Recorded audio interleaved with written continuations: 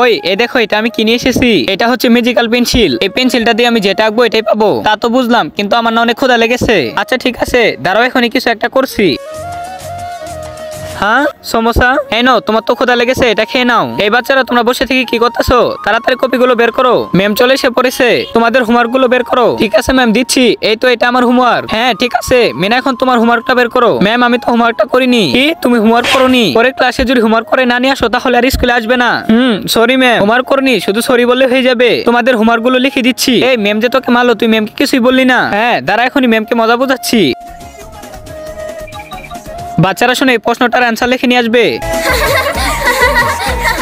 আরে তোমাদের আবার কি হলো, এইভাবে হাসতেছো কেন? ম্যাম আপনার মাথাটা তো গাদার মাথা হয়ে গেছে। আজকে দেখবো শয়তানকে হারিয়ে কে কে আল্লাহকে ভালোবাসে। যারা যারা আল্লাহকে ভালোবাসো তারা সবাই ভিডিওতে লাইক করে চ্যানেলটি সাবস্ক্রাইব করে দাও। আর শয়তানকে ভালোবাসলে লাইক সাবস্ক্রাইব কিছুই করতে হবে না, এবং কমেন্ট আল্লাহ আকবার লিখে যাবে। হ্যাঁ কি বলতেছো গাদার মাথা হয়ে গেছে? আরে এটা আমি কি দেখছি, সত্যি তো গাদার মাথা হয়ে গেছে। এখনই আমাকে ক্লাস থেকে পালাতে হবে।